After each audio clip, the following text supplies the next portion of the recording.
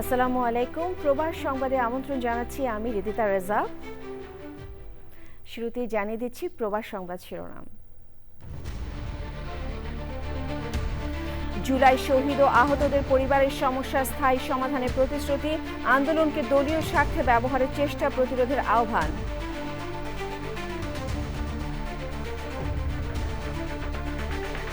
New York সিটির park ও recreation commissioner হলেন ট্রিসিয়া সীমা মৌরার, শহরকে উপভোগ্য করে গড়ে তুলতে জোহরান মামদানির আহ্বান।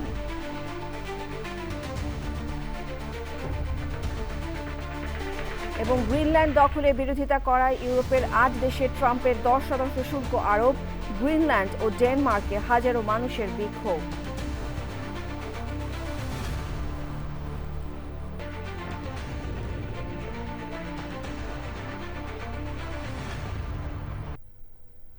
সংবাদ শিরোনামগুলো জানাচ্ছিলাম। এখনকার এই সংবাদ আয়োজন একই সঙ্গে চ্যানেলের ইউটিউব চ্যানেল এবং চ্যানেলের ওটিটি প্ল্যাটফর্ম আইস্ক্রিনের লাইভ স্ট্রিম হচ্ছে। বিএনপি চেয়ারম্যান তারেক রহমান বলেছেন, রাষ্ট্র পরিচালনার দায়িত্ব পেলে তিনি জুলাই আন্দোলনে নিহত ও আহতদের পরিবারের সমস্যার স্থায়ী সমাধান করবেন। জুলাই আন্দোলনে যারা প্রাণ হারিয়েছে এবং যারা ক্ষতিগ্রস্ত তাদের পরিবারের সদস্যদের সহায়তার জন্য মুক্তিযুদ্ধ বিষয়ক মন্ত্রণালয়ের মতো আরও একটি ডিপার্টমেন্ট করা হবে। যারা স্বাধীনতা রক্ষার আন্দোলনকে দলীয় স্বার্থে ব্যবহার করতে চায় তাদের ব্যাপারে সজাগ থাকার আহ্বান জানিয়েছেন তারেক রহমান। রাজধানীর কৃষিবিদ ইনস্টিটিউটে জুলাই আন্দোলনে শহীদ ও আহতদের পরিবারের সদস্যদের সঙ্গে মতবিনিময় সভায় এসব কথা বলেন তিনি। মির্জা ইমতিয়াজের রিপোর্ট। ২০২৪-এর গণ-অভ্যুত্থানে শহীদ ও আহতদের পরিবারের সদস্যদের সঙ্গে বিএনপি চেয়ারম্যান তারেক রহমানের মতবিনিময়। অনুষ্ঠানে সভাপতিত্ব করেন দলের স্থায়ী কমিটির সদস্য নজরুল ইসলাম খান। বিএনপির শীর্ষ নেতাদের সঙ্গে ছিলেন তারেক রহমানের স্ত্রী জুবাইদা রহমানও। এক বক্তব্যে হয়তো আমরা সভায় দলের চেয়ারম্যান তারেক রহমান বলেন, জুলাইয়ে প্রতিটি পেশা শ্রেণীর মানুষ নবীন প্রবীণ সকলে অংশ নিয়েছিলেন। যারা স্বাধীনতা রক্ষার আন্দোলনকে দলীয় স্বার্থে ব্যবহার করতে চায় তাদের সম্পর্কে স্বাধীনতাপ্রিয় গণতন্ত্রকামী মানুষদের সজাগ থাকতে হবে। ফ্যাসিবাদ শাসন শোষণের বিরুদ্ধে ২০২৪ সালের গণ-অভ্যুত্থানে দল মত ধর্ম বর্ণ নির্বিশেষে দেশের স্বাধীনতা প্রিয় গণতান্ত্রিকামী প্রত্যেকটি সেক্টরের প্রতিটি শ্রেণী পেশার মানুষ সেদিন রাজপথে নেমে এসেছে।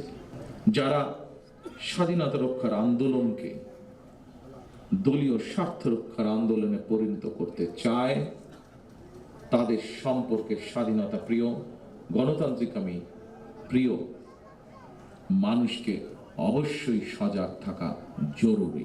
তারেক রহমান বলেন, বিএনপি ক্ষমতায় গেলে মুক্তিযুদ্ধ মন্ত্রণালয়ের মতো আরেকটি ডিপার্টমেন্ট তৈরি করা হবে, যার দায়িত্ব হবে ২৪-এর শহীদ এবং আহতদের পরিবারের দেখভাল করা। স্বাধীনতা সার্বভৌমত্ব অর্জিত হয়েছিল ৭১ সালে, তাকেই আবার রক্ষা করা হচ্ছে ২০২৪ সালে। সেজন্যই মুক্তিযুদ্ধ মন্ত্রণালয়ের মধ্যে আমরা আরেকটি ডিপার্টমেন্ট তৈরি করব, যাদের দায়িত্ব হবে এই মানুষগুলোর দেখভাল করা। বিএনপির চেয়ারম্যান বলেন, ২৪-এর গণ-অভ্যুত্থানে শহীদ এবং আহত সকলের উদ্দেশ্য ছিল একটি স্বনির্ভর, নিরাপদ এবং গণতান্ত্রিক বাংলাদেশ গড়ে তোলা। ফ্যাসিবাদের রক্তচক্ষু উপেক্ষা করে গণ-অভ্যুত্থানে যারা শহীদ হয়েছেন, যারা হতাহত হয়েছেন, তাদের উদ্দেশ্য কি ছিল? তাদের উদ্দেশ্য ছিল একটি স্বনির্ভর, একটি নিরাপদ, একটি গণতান্ত্রিক বাংলাদেশ গড়ে তোলা। একটি নিরাপদ গণতান্ত্রিক বাংলাদেশ প্রতিষ্ঠার জন্য আগামী জাতীয় নির্বাচন অত্যন্ত অত্যন্ত এবং অত্যন্ত গুরুত্বপূর্ণ। আমরা যদি একটি নিরাপদ গণতান্ত্রিক বাংলাদেশ প্রতিষ্ঠা করতে ব্যর্থ হই আগামী দিনে, তাহলে এভাবেই আমাদেরকে শোক সমাবেশ আর শোকগাথা চলতে থাকবে। জুলাই যোদ্ধাদের সাহসিকতার কারণেই ফ্যাসিস্ট সরকার দেশ ছেড়ে পালাতে বাধ্য হয়েছে বলেও মন্তব্য করেন বিএনপি চেয়ারম্যান তারেক রহমান। সকল শহীদদের আত্মার মাগফিরাত কামনা। Mirza Imtiaz, channel I, Dhaka. বেগম খালেদা জিয়ার দৌহিত্রী ব্যারিস্টার জাইমা রহমান বলেছেন, নারীকে দূরে সরিয়ে রেখে কোনো উন্নয়ন সম্ভব নয়। তাই দেশের অর্থনীতিতে নারীর অংশগ্রহণ আরও বাড়াতে হবে। নারীর প্রতি বৈষম্যমূলক দৃষ্টিভঙ্গি পাল্টাতে হবে। জাইমা রহমান আরও বলেন, নারীর অধিকার প্রতিষ্ঠায় পুরুষদেরও নিজ অবস্থান থেকে ভূমিকা রাখতে হবে। বিস্তারিত জাকিয়া আক্তারের রিপোর্টে।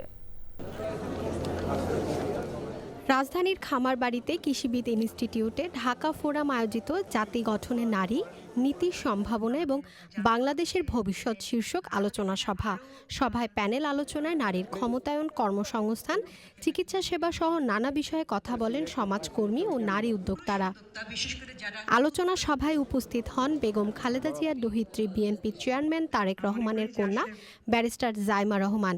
দেশের নীতি নির্ধারণী বিষয়ে দেওয়া প্রথম বক্তব্যে জাইমা বলেন, নিজের ছোট জায়গা থেকেও সমাজের জন্য, দেশের জন্য কিছু করার আন্তরিকতা সবার মধ্যে থাকতে হবে। আমাদের আদর্শ আলাদা, অভিজ্ঞতা আলাদা, দৃষ্টিভঙ্গিও আলাদা, কিন্তু তারপরেও আমরা একসাথে বসেছি, আলোচনা করছি, কারণ আমরা সবাই দেশের জন্য, দেশের মানুষের জন্য ভাবছি। আর এই ভিন্নতা নিয়ে একসাথে কথা বলছি, একের পর এক শুনছি। এটাই গণতন্ত্রের আসল সৌন্দর্য। কিছু করার আন্তরিকতা আমাদের সবার মধ্যে থাকা উচিত। আজ আমি এসেছি শুধু শুনতে, শিখতে এবং একসাথে কাজ করার মনোভাব নিয়ে এগিয়ে যেতে। নারী শিক্ষায় সাবেক প্রধানমন্ত্রী বেগম খালেদা জিয়ার অসামান্য অবদানের কথাও তুলে ধরেন জাইমা রহমান। আম্মা আব্বা একদিন দাদুকে সকাল সকাল দেখতে গেছিল, তো নার্স তারপরে বলেছে যে ও আমি তো আপনার মাকে চিনেছি। আম্মু আব্বু বললো কিভাবে? আপনার মাই প্রথম ইলেক্টেড প্রাইম মিনিস্টার বাংলাদেশের না? আম্মু আব্বু তো অবাক, হ্যাঁ আপনি কিভাবে জানেন? তো নার্সে তারপরে বললো যে আপনাদের যে উনি যে এত কিছু করেছেন এই মেয়েদের শিক্ষার জন্য, স্পেশালি প্রাইমারি এডুকেশন, আমাদের সরকার ওই 35-30 বছর আগে দেখে ইমপ্লিমেন্ট করেছিল। আর ওই কারণে লক্ষ লক্ষ মেয়েরা গ্রাম অঞ্চলে, ওদের দেশে গ্রাম অঞ্চলে বিভিন্ন জায়গা সদরে এখনো শিক্ষা পাচ্ছে, অন্তত প্রাইমারি এডুকেশন লেভেলে। সো ভাবলাম একটু শেয়ার যদি করে এখানেই করবো আপনাদের সাথে। অনুষ্ঠানে বিভিন্ন খাত থেকে আসা তরুণীদের সংগ্রাম, সম্ভাবনা ও নানা পরিকল্পনার কথা শোনেন Zaima Rahman. Zakia Akter, channel I, Dhaka. New York City department of parks and রিক্রিয়েশনের কমিশনার হিসেবে নিয়োগ পেয়েছেন ট্রিসিয়া শিমামুরার। সিটি মেয়র জোহরাল মামদানি এই নিয়োগ দিয়ে বলেছেন, পার্ক বিভাগ এমন একটি শহর গড়ে তুলতে হবে, কাজ করবে যেখানে নিউ ইয়র্কবাসী এই শহরকে উপভোগও করতে পারবে। নিউ ইয়র্ক থেকে সুজন আহমেদের পাঠানো তথ্য ও ভিডিও চিত্রের ডেস্ক রিপোর্ট।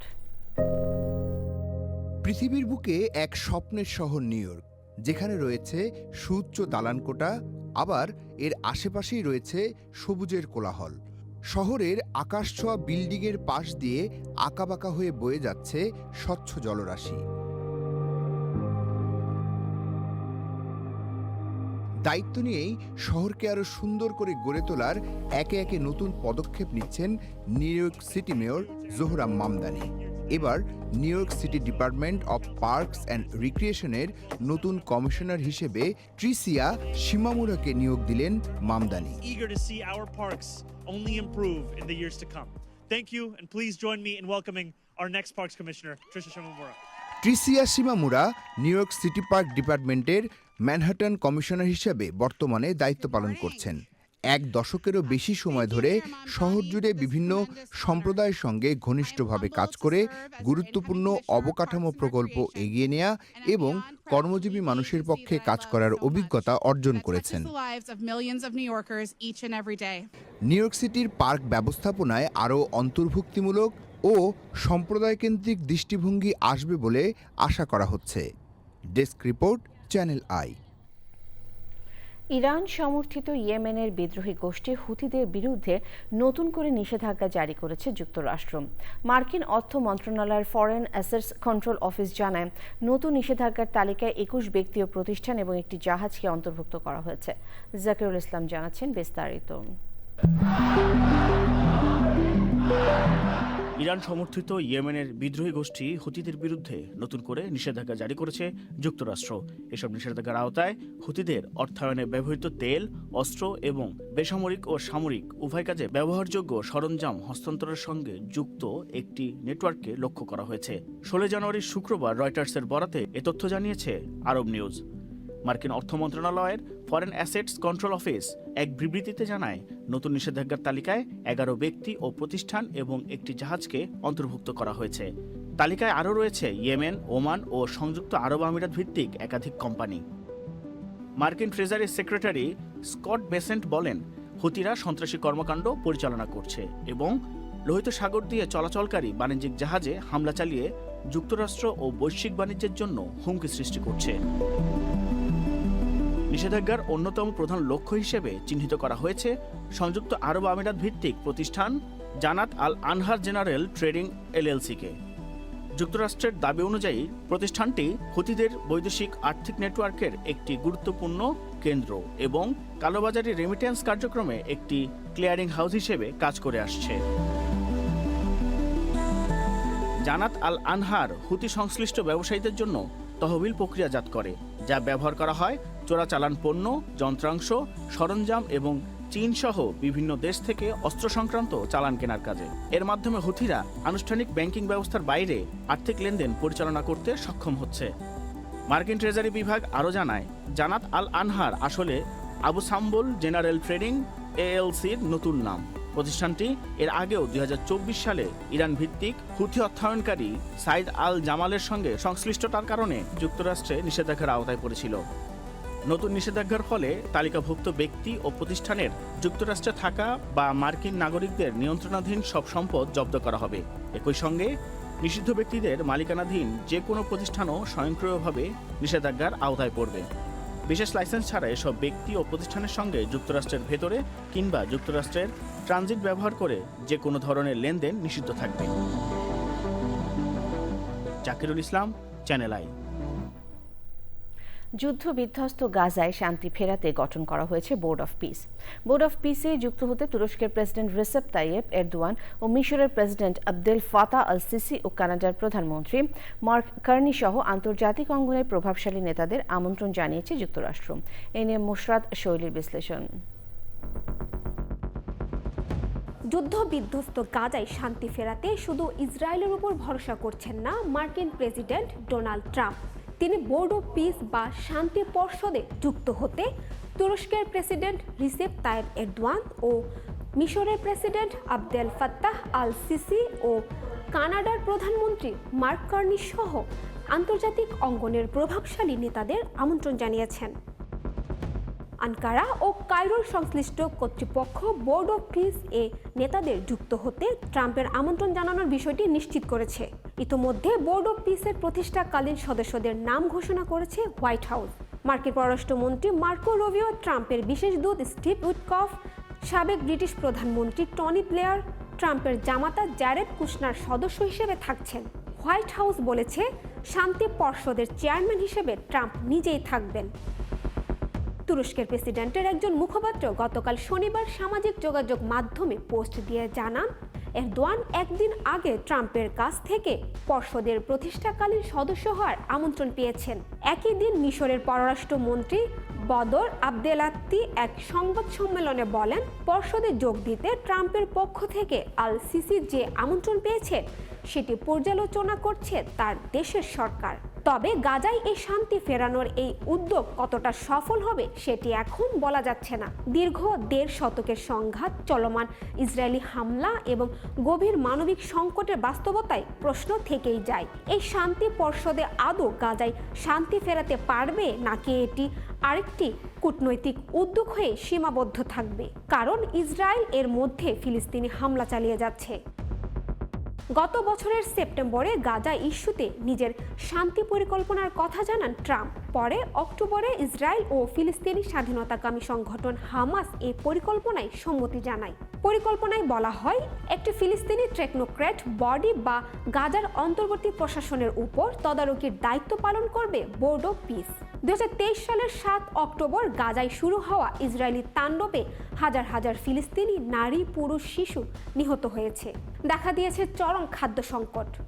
অভ্যন্তরীণভাবে বাস্তুচ্যুত হয়েছে গাজার পুরো জনগোষ্ঠী।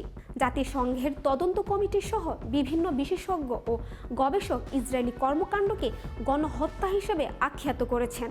তবে ইসরায়েলের দাবি, 2023 সালের অক্টোবরে হামাসের হামলায় 1200 জন নিহত ও 250 জনের বেশি জিম্মি হওয়ার ঘটনার পর তারা আত্মরক্ষার্থে এই পদক্ষেপ নিয়েছে। গাজায় যুদ্ধবিরতির চুক্তি দ্বিতীয় ধাপ বাস্তবায়নের অংশ হিসেবে এ শান্তি পর্ষদ গঠন করা হয়। এখন পর্ষদের অধীনে গাজার অন্তর্বর্তী প্রশাসন প্রথমে গাজাবাসীর জন্য জরুরি ত্রাণের ব্যবস্থা করবে। তবে এই পর্ষদের ঘোষণার মধ্যেও গাজায় ইসরায়েলি হামলা অব্যাহত থাকায় এই উদ্যোগের কার্যকারিতা নিয়ে সংশয় প্রকাশ করেছে ফিলিস্তিনি। কাতার প্রবাসী এক অদম্য রেমিটেন্স যোদ্ধা মোহাম্মদ জসিমউদ্দিন, যিনি কঠোর পরিশ্রম আর সাহসিকতায় প্রবাসের মাটিতে প্রায় ৩,০০০ শ্রমিকের কর্মসংস্থানের ব্যবস্থা করেছেন। সেই সাথে শ্রমিকদের বৈধ পথে টাকা পাঠাতে উদ্বুদ্ধ করেছেন। রেমিটেন্স পাঠিয়ে নির্বাচিত হয়েছেন বাংলাদেশ সরকারের সিআইপি। কাতার থেকে জানাচ্ছেন মধ্যপ্রাচ্য প্রতিনিধি মেহেদী হাসান। কুমিল্লার মনোহরগঞ্জ উপজেলার ঝলম গ্রামের এক দুরন্ত যুবক মোহাম্মদ জসিমউদ্দিন জীবনে নানান স্বপ্ন নিয়ে পাড়ি জমান প্রবাসে। গত ১২ বছরের কঠোর পরিশ্রম আর সততার সঙ্গে কাতারে গড়ে তুলেছেন দিগন্ত এক্সপ্রেস ও ইউল্যান্ড ট্রেডিং কন্ট্রাক্টিং নামে দুটি প্রতিষ্ঠান, যেখানে বাংলাদেশের প্রায় ৩,০০০ শ্রমিক কাজ করছেন। এই শ্রমিকদের বৈধ পথে রেমিটেন্স পাঠাতে সবসময় উদ্বুদ্ধ করেছেন। সম্প্রতি বাংলাদেশ দূতাবাসের সহযোগিতায় আসন্ন নির্বাচনে শ্রমিকদের পোস্টাল ব্যালটের প্রশিক্ষণ দিয়েছেন। কাতারের মহামহিম আমির সহ যারা এখানে সংশ্লিষ্ট প্রত্যেকটা মানুষ এবং ম্যানেজমেন্ট এবং মন্ত্রণালয় বলি, সংশ্লিষ্ট অর্গানাইজেশন বলি, এজেন্ট বলি, তার প্রত্যেকই মানবিক দিকটা সবার আগে বিবেচনা করে। আমার কোম্পানির দিগন্ত এক্সপ্রেস অ্যান্ড কন্ট্রাক্টিংয়ে ৩,০০০ শ্রমিক কাজ করে। তার মধ্যে অলমোস্ট 80% ওয়ার্কার বাংলাদেশি ন্যাশনালিটি, এবং প্রত্যেকে বৈধ চ্যানেলে বাংলাদেশে তাদের রেমিটেন্স পাঠিয়ে থাকে। শুধু কাতারে নয়, দেশেও আত্মমানবতার সেবায় অলাভজনক প্রতিষ্ঠান মনোহরগঞ্জ উন্নয়ন ফোরাম থেকে প্রায় ৬০০ নারীকে সচ্ছল করার লক্ষ্যে সেলাই মেশিন দিয়েছেন অটোরিকশা। নারী শিক্ষা এবং নারী উদ্যোক্তা বাড়াতে তাদের স্বাবলম্বী করতে এমন উদ্যোগ অব্যাহত রাখারও ঘোষণা দিয়েছেন মোহাম্মদ জসিমউদ্দিন। মেহেদী হাসান, চ্যানেল আই, দোহা, কাতার। উৎসবমুখর পরিবেশে শেষ হলো পর্তুগালের প্রেসিডেন্ট নির্বাচন। সকাল ৮টা থেকে শুরু হয়ে চলে সন্ধ্যা ৭টা পর্যন্ত। এবারের নির্বাচন ছিল প্রবাসীদের কাছে অনেক গুরুত্বপূর্ণ। কে হতে যাচ্ছে পরবর্তী রাষ্ট্রপতি, তার জন্য অপেক্ষা করতে হবে শেষ পর্যন্ত। পর্তুগাল থেকে প্রতিনিধি হাফিজ আল আসাদ জানাচ্ছেন বিস্তারিত। অত্যন্ত উৎসবমুখর পরিবেশের মধ্য দিয়ে শেষ হলো পর্তুগালের প্রেসিডেন্ট নির্বাচন। সকাল ৮টা থেকে শুরু হওয়া এই ভোট চলে একটানা ৭টা পর্যন্ত। সকাল থেকেই ভোট কেন্দ্রগুলোতে ছিল উৎসে পড়া ভিড়, কিন্তু তরুণদের তুলনায় এখানে বয়স্কদেরই ভোটার উপস্থিতি বেশি ছিল। পর্তুগালে বসবাস করা অনেক প্রবাসী বাংলাদেশি যারা ইতিমধ্যে পর্তুগিজ নাগরিকত্ব গ্রহণ করেছেন, তারাও ভোটদান দিয়েছেন অনেক আনন্দ উল্লাস নিয়ে। অনেকের সাথে কথা বলে জানতে পেরেছি তারা সবসময় কামনা করেন পর্তুগালে এমন একজন রাষ্ট্রনায়ক যে কিনা প্রবাসী বান্ধব হিসাবে কাজ করবে। এবারের প্রেসিডেন্ট নির্বাচনটি ছিল অনেক গুরুত্বপূর্ণ। 2 মেয়াদে থাকার কারণে সে তৃতীয়বার আর কোনো নির্বাচন করার সুযোগ পাবে না। এবারের প্রেসিডেন্ট নির্বাচনে প্রতিদ্বন্দ্বিতা করছেন 11 জন প্রার্থী, 10 জন পুরুষ, 1 জন মহিলা। রাজনৈতিক দল ছাড়াও এই প্রেসিডেন্ট নির্বাচনে প্রার্থী হয়েছেন দেশসেরা কমেডিয়ানও। কে কেন্দ্র করে প্রবাসীদের মনে রয়েছে অনেক আশা এবং প্রত্যাশা, কেননা বিগত ডানপন্থী সরকারগুলো সবসময় প্রবাসী বিরোধী কথা বলেছে। তারা সবসময় কামনা করেন এমন একজন রাষ্ট্রনায়ক যে কিনা প্রবাসী বান্ধব হিসাবে কাজ করবে, থাকবে প্রবাসীদের পাশে সবসময়। তবে আমাদের অপেক্ষা করতে হবে শেষ পর্যন্ত কে হতে যাচ্ছে পর্তুগালের পরবর্তী প্রেসিডেন্ট, কার হাতে যাচ্ছে পর্তুগালের রাষ্ট্রের দায়িত্ব, কে হতে যাচ্ছে পর্তুগালের পরবর্তী রাষ্ট্র সংস্কারের মহানায়ক। পর্তুগালের লিসবন থেকে হাফিজ আল আসাদ, চ্যানেল আই। গ্রিনল্যান্ড দখলে বিরোধিতা করায় ইউরোপের ৮ দেশের উপর 10% বাড়তি শুল্ক আরোপ করেছেন মার্কিন প্রেসিডেন্ট ডোনাল্ড ট্রাম্প। 1 ফেব্রুয়ারি থেকে এই শুল্ক কার্যকর হবে। 1 জুন থেকে শুল্ক হার 25% করারও ঘোষণা দিয়েছেন ট্রাম্প। এই পদক্ষেপকে সম্পূর্ণ ভুল বলেছেন যুক্তরাজ্যের প্রধানমন্ত্রী কিয়ার স্টারমার। অন্যদিকে ফরাসি প্রেসিডেন্ট ইমানুয়েল ম্যাক্রো এটিকে অগ্রহণযোগ্য বলে অভিহিত করেছেন। গ্রিনল্যান্ড এবং ডেনমার্ক হাজার হাজার মানুষ প্রস্তাবিত মার্কিন অধিগ্রহণের প্রতিবাদে রাস্তায় বিক্ষোভ করেছে। ট্রাম্পের হুমকির পরিপ্রেক্ষিতে ইউরোপীয় ইউনিয়ন আজ ব্রাসেলসে জরুরি বৈঠক করছে। বৈঠকে ইউর 27টি দেশের রাষ্ট্রদূত অংশ নিচ্ছেন বলে জানিয়েছে রয়টার্স। ইরানের সর্বোচ্চ নেতা আয়াতুল্লাহ আল খামেনি অভিযোগ করেছেন দেশটিতে বিক্ষোভে হাজারো মানুষের প্রাণহানির পেছনে যুক্তরাষ্ট্র ও ইসরায়েল জড়িত। একই সঙ্গে মার্কিন প্রেসিডেন্ট ডোনাল্ড ট্রাম্পকে অপরাধী হিসেবে অভিহিত করেছেন তিনি। শনিবার ইরানের রাষ্ট্রায়ত্ত সংবাদ মাধ্যমের খবরে এই তথ্য জানানো হয়েছে। খামেনি বলেছেন 2 সপ্তাহের বেশি সময় ধরে ইরানকে নাড়িয়ে দেওয়া এই বিক্ষোভে যুক্তরাষ্ট্রের প্রেসিডেন্ট ব্যক্তিগতভাবে জড়িত হয়েছেন। যুক্তরাষ্ট্র ও ইসরায়েলের সঙ্গে যুক্ত শক্তিগুলো ব্যাপক ক্ষয়ক্ষতি করেছে ও কয়েক হাজার মানুষকে হত্যা করেছে। ইরানকে আবারও মার্কিন সামরিক, রাজনৈতিক ও অর্থনৈতিক আধিপত্যের অধীনে নিয়ে যাওয়া তাদের লক্ষ্য বলেও অভিযোগ করেছেন খামেনি।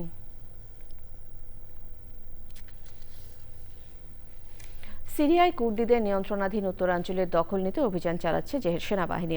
কুর্দি নেতৃত্বাধীন বাহিনী সিরিয়ান ডেমোক্রেটিক ফোর্সেস এসডিএফ জানিয়েছে আলেপ্পো ও রাক্কা প্রদেশে অগ্রসরমান সরকারি বাহিনীর সঙ্গে তাদের তীব্র সংঘর্ষ চলছে। রক্তপাত এড়াতে সরকারি বাহিনীকে কুর্দি নিয়ন্ত্রিত অঞ্চলে অগ্রসর না হওয়ার আহ্বান জানিয়েছে যুক্তরাষ্ট্র। সুদীপ্তা মাহমুদের রিপোর্ট।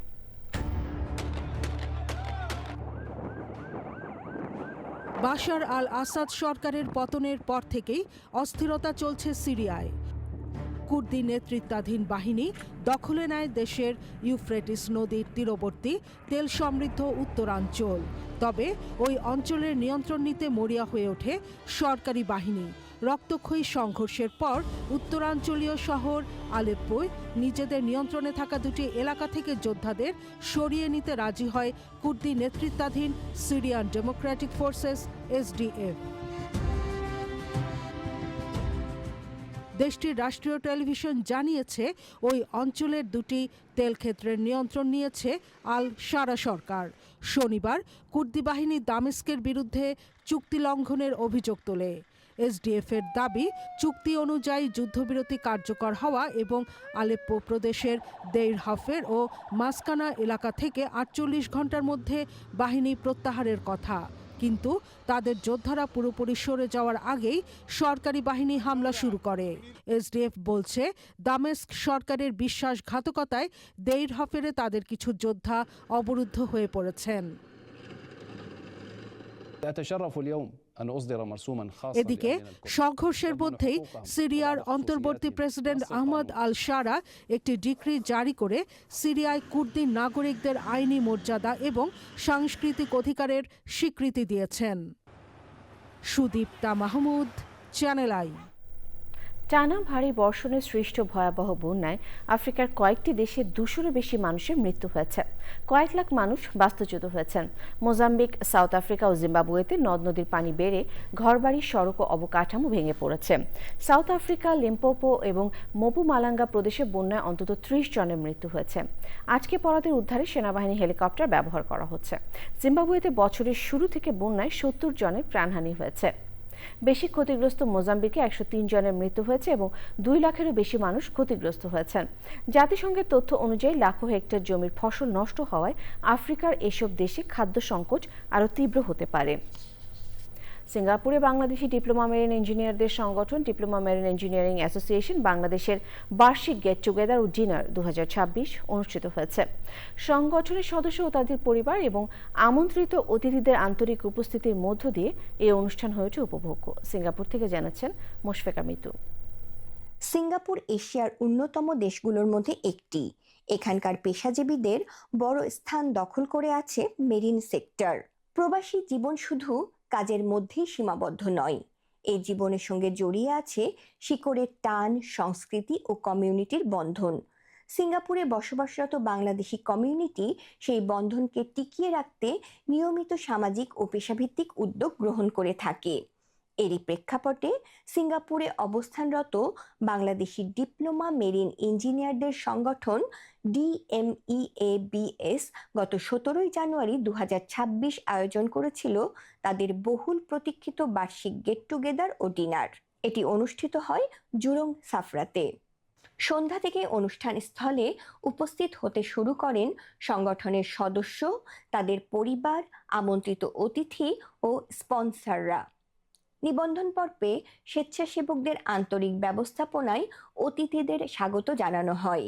অনুষ্ঠানের মূল পর্বে সংগঠনের প্রেসিডেন্ট ডক্টর জাকির হোসেন স্বাগত বক্তব্য দেন এবং সংগঠনের কার্যক্রম ও লক্ষ্য তুলে ধরেন।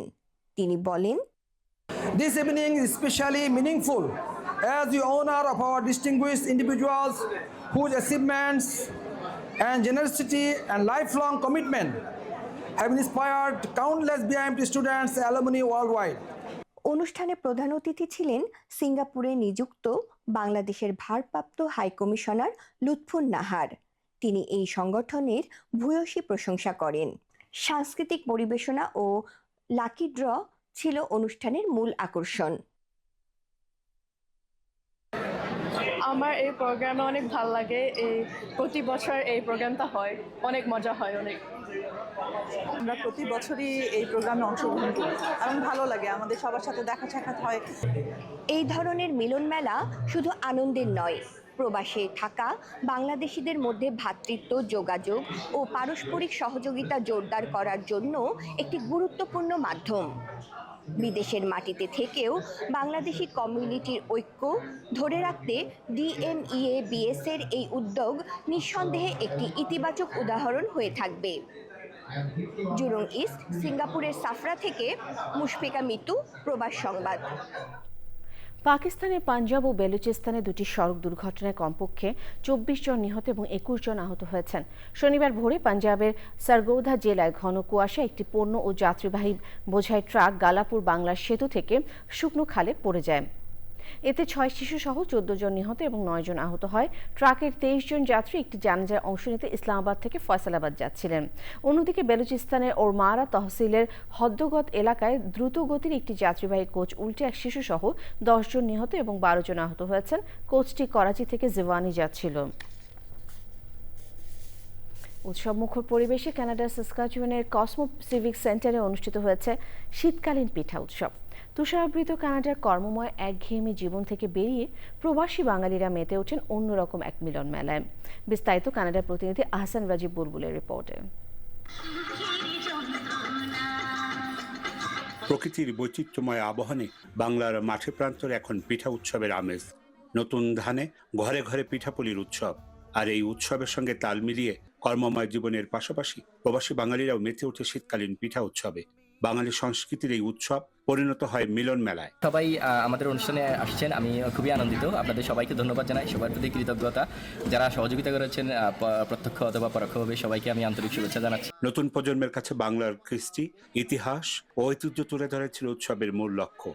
জানেন যে শীতের মধ্যে আসলে আমাদের এই কানাডাতে কিছুই করার থাকে না, কোনো আউটডোর অ্যাক্টিভিটি থাকে না। তো সে কারণেই আমরা মানুষকে একদিনের একটু আনন্দ দেওয়ার জন্য এই আয়োজন।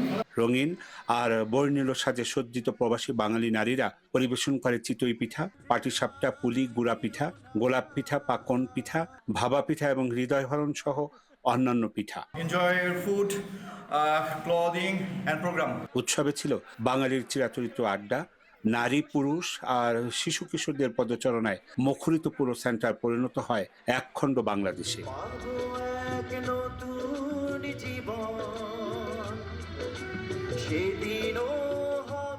কানাডা থেকে আহসান রাজীব বুলবুল, চ্যানেল আই।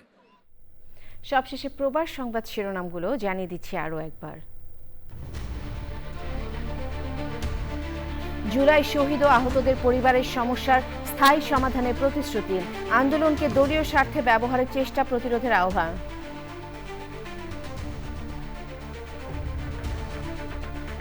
নিউ ইয়র্ক সিটির পার্ক ও রিক্রিয়েশন কমিশনার হলেন ট্রিসিয়া শিমামুরার, শহরকে উপভোগ্য করে গড়ে তুলতে জোহরান মামদানির আহ্বান।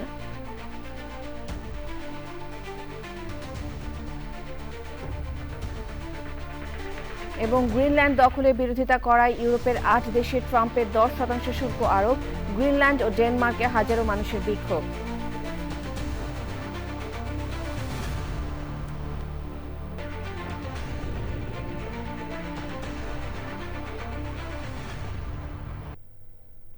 চ্যানেলে সর্বশেষ সংবাদ জানতে ভিজিট করুন channelonline.com। যুক্ত থাকুন আমাদের সোশ্যাল মিডিয়া প্ল্যাটফর্মগুলোর সাথে। এই ছিল প্রবাস সংবাদে, সবাইকে ধন্যবাদ।